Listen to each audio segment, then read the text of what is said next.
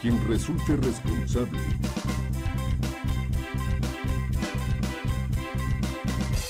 Amigos, gracias por continuar con nosotros aquí en Quien Resulta Responsable. Y bueno, le damos la bienvenida a la licenciada Claudia Vallesca Carpizo, psicóloga forense. Gracias por estar con nosotros. Tu especialidad, criminología criminalística en negociación y manejo de crisis en materia de secuestro, diplomado secuestro, sistema acusatorio adversarial y unidad antisecuestro, cursos y talleres de neuropsicología criminal, la grafeología, como herramientas para los perfiles criminal, trata de personas, psicología criminal y el lenguaje corporal. Ponencias en materia de secuestro, psicología criminal, psicosexualidad, asesinos seriales, etcétera. Esto de los asesinos seriales, y existen en México los asesinos seriales. Lo que pasa es que es algo muy determinante en el perfil que tienen ellos, porque ahora, anteriormente nada más se ocupaban ciertas zonas, y ahora empiezan en un lado y van modificando y van recorriendo la República Mexicana.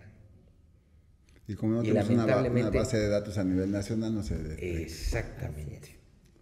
Exactamente, pero bueno, ya nos platicará la invitada. Bueno, pues para mí es muy importante el perfil, digo, porque podemos ver muchos perfiles, hemos hablado de muchas posiciones en cuanto al perfil criminológico de una persona, porque puede modificarse y puede cambiar de acuerdo al momento o en una posición donde puedas verte afectado en cuanto a tu propia vida, que pueda estar en peligro. Puedes modificar ese perfil por una posición de, ¿cómo te diré?, de protección hacia tu vida misma o de los tuyos, ¿no? Así es, muy buenas tardes. Gracias por invitarme. Hola. Bueno, hablamos de la perfilación criminal, y un perfil sería una aproximación de las características biográficas y del estilo de vida de un sujeto que ha cometido una serie de crímenes y que aún no ha sido detenido. Entonces, el perfil va enfocado a auxiliar a la policía para hacer un poquito más fácil o estrecha la búsqueda.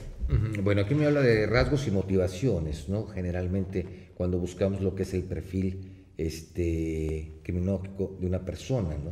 Así es. Las motivaciones, bueno, ¿qué es lo que motiva a esta persona a cometer los delitos? Puede ser económico, puede ser venganza, una venganza simbólica, puede ser un crimen pasional, puede ser un atracado por representación, por ejemplo. Hablaban de asesinos seriales. La perfilación se aplica mucho a seriales que, como bien dices, existen en México y han existido desde hace muchísimos años. Y bueno, pues no nada más asesinos seriales, violadores seriales, pirómanos seriales, secuestradores, y se puede aplicar la perfilación. Como la pregunta del huevo y la gallina, ¿el criminal nace o se hace? Híjole, esa es una pregunta muy interesante. Esa es la verdad. Pero, digo, antes de que la conteste, aquí hay dos posiciones, una científica y otra que han manejado muchísimos especialistas dentro del medio, ¿sí? Porque se habla de que nadie nace siendo malo. Puedes tener, es como hablamos del alcohólico, si el alcoholismo se hereda, y sí se hereda el alcoholismo, ¿ok? Pero en cuanto a esos perfiles, digo, ahí vamos a entrar a un debate muy interesante. Adelante, Claudia. Bueno, depende de qué corriente sigamos. Por ejemplo, la corriente biologista nos diría que sí, efectivamente. ¿La corriente cuál, perdón? Biologista o biológica, diría que el criminal nace, ¿no? Que ya trae esta predisposición. Se han hecho estudios con hijos de criminales, incluso pero científicamente adoptados. no está probado. No, por supuesto que no está O probado. sea, científicamente, tú estás hablando de biología, porque se hablaba de ciertos composición del ADN, etcétera, que podía generar todo ese tipo de reacciones, ¿sí? En lo cual se podría heredar. Pero también determinados científicos, y esto fue en la Universidad de Massachusetts, donde determinaron que científicamente no está probado que un criminal nace. Estoy de acuerdo contigo. Efectivamente, hablaba yo de la corriente como tal, como una de las tantas explicaciones que tratan de decirnos por qué surge el criminal. Nada más para concretar, por ejemplo, en gemelos monocigóticos la concordancia criminal es del 85%, que es altísima, ¿no? Pero lo único científicamente es la predisposición, no que la persona vaya a ser un criminal, ¿no? Hay otras corrientes, la sociológica, que dice que todo tiene que ver con el medio ambiente, la sociedad, la pobreza, la falta de oportunidades. No, porque entonces imagínate, etcétera. tendríamos que heredar todo, o sea, de nuestros padres, ¿no? O de nuestros abuelos o bisabuelos pudiera ser, ¿no? Entonces imagínate, pues digo, si la gente en determinado momento, pues bueno, su posición fue de alguna manera antisocial, pues toda la familia sería antisocial. Estoy de acuerdo, ¿sí?, contigo. De por sí vivimos ahorita en una época en donde estamos siendo antisociales, digo, aparentemente nos saludamos, platicamos, pero hoy realmente la posición que estamos viviendo como seres humanos, y lo vemos en todo el mundo, somos antisociales.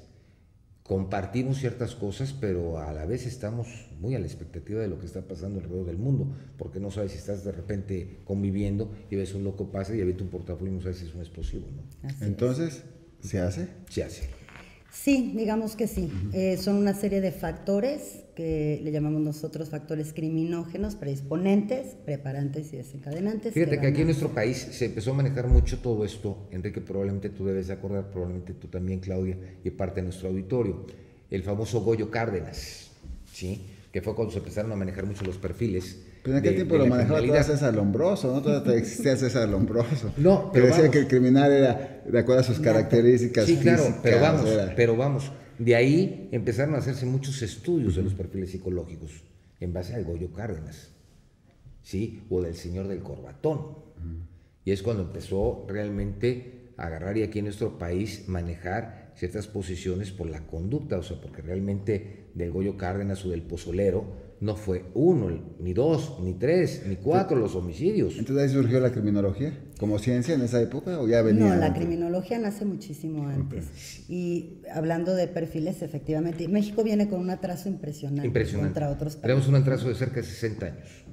En 1957, el primer perfil psicológico criminal lo realiza el doctor Brussel en Estados Unidos. En Estados Unidos.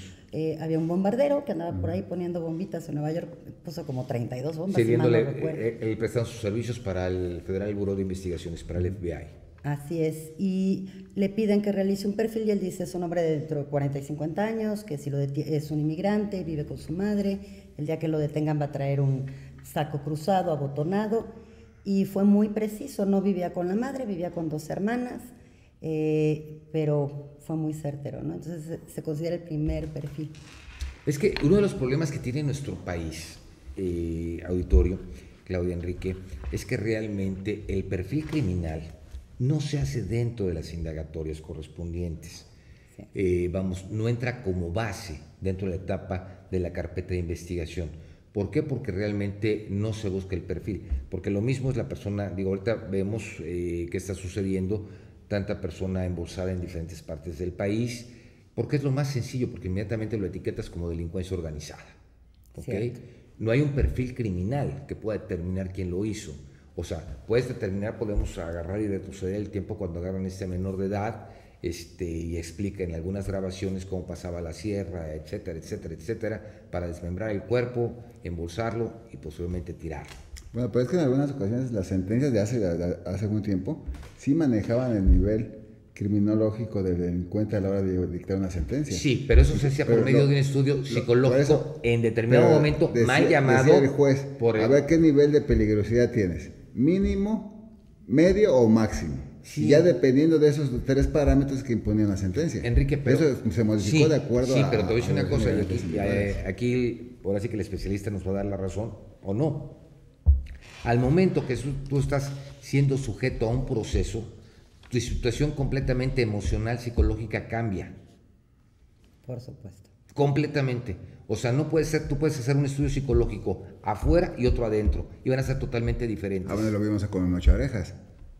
Afuera un asesino serial casi, no, bueno. Adentro lloraba. Ah, claro. A ver, Enrique, yo he tenido mucho trato con muchísima gente, con secuestradores, etcétera, que se han detenido, Enrique, y te lo juro, hemos hecho reportajes, agarran, te lo juran que es la primera vez, verdad de Dios, nunca lo habíamos hecho, etcétera, etcétera, etcétera. Por eso yo dije, muchas veces lo critiqué, que nosotros los medios de comunicaciones es los que estábamos dándole tanta publicidad a este tipo de gente. ¿Por qué? Porque, ¿qué dice la gente? Están en la pulquería X o están en la cantina X y están viendo que el señor fulano de tal, los millones, los centenarios y todo, dicen, ¿y si nos aventamos uno, compadre, salimos de pobres? Esa es su posición. Y de repente agarran, se meten en la televisión y empiezan a planear y le sale uno bien y se van por el segundo. Bueno, Y le sale el segundo y se va por el tercero. La mayoría de las telenovelas se trata de crimen organizado. Enrique, de política. Esa es la imagen que tienen los jóvenes sí, Enrique, ahora. pero el problema, ese es mi punto de vista. Y por favor, oriéntanos, Claudia. Como sociedad, creo que estamos siendo copartícipes de los perfiles criminales que hoy en día se están dando. Totalmente de acuerdo. ¿Por qué? Totalmente de acuerdo, porque nosotros fomentamos, les damos demasiada información y como lo acabas de decir, demasiada publicidad, ¿no? Apoyamos mucho, cuando en realidad, ¿qué tendríamos que hacer? Un trabajo interdisciplinario en donde el criminólogo, el psicólogo forense, el criminalista, el Ministerio Público, la policía trabajaran en conjunto para de verdad poder llevar esto a cabo. ¿Cuántos asesinos seriales no hay ahorita en México que pueden estar, como bien lo dijiste hace rato, encubriendo sus asesinatos, los descuartizan y los embolsan y entonces es crimen organizado, ya, ahí quedó, ¿no? Y le pongo una narcomanta y ¿quién investiga? Es la cereza en el pastel, ¿no? Exacto. Y se vuelven las procuradurías oficialía de parques. Sí. Así es. ¿Y para qué nos puede servir un perfil criminal? Por ejemplo, a la Procuración o a la Administración de Justicia en ese momento que están tan socorridas las modificaciones de interpretación de la cuestión constitucional. Bueno, el perfil va a ayudar a reducir, como ya lo había yo mencionado, a reducir la búsqueda de la policía. No saben a quién están buscando. Sin embargo, después de un segundo homicidio, por decir algo, les voy a poner un ejemplo muy claro para que a su gente le quede un poquito más claro. Supongamos que hay un homicidio y la víctima queda acomodada de una manera muy particular. Vamos a poner una posición fetal. Posición fetal, pero fue acomodado, ¿no? El cuerpo fue acomodado y le sacaron los ojos. Y de repente, eso es algo como muy raro. De repente tenemos una segunda escena en donde la víctima aparece exactamente igual, en posición fetal y le quitaron los ojos. Eso nada más tendría que darnos a suponer que es el mismo autor, ¿ok? Ahora, ¿quién es este autor? Ahí es en donde entra la perfilación. Vamos a buscar, no es magia, no somos pitonizas, ¿no? Pero vamos a buscar características psicológicas. No son la barca. Que va manejando. La evidente, la ¿no? bola de cristal. Sí, no, la bola y es una persona, no. Sí, ¿cómo se llama la que usó el exfiscal que hubo en... la Paca, ¿no? La Paca, ¿no? Con el asunto de Raúl Salinas, ¿no? No tiene nada que ver. Con el asunto de Raúl Salinas. Sí, la Paca. Que fue también el panista, ¿no? Lozano Gracia. Lozano Gracia, sí. Sí, la Paca. Aquí vamos a buscar evidencia psicológica. El criminalista busca evidencia física, un casquillo, el arma, sangre. El peso del cuerpo. Y nosotros buscamos evidencia psicológica que así como todos hacemos cosas de manera habitual, el homicida también. Y en eso es en donde nosotros nos enfocamos. ¿Para qué va a ayudar? Para decirle a la policía, la persona que estás buscando tendrá aproximadamente entre esta edad y esta edad, será caucásico o será una persona asiática o será de color.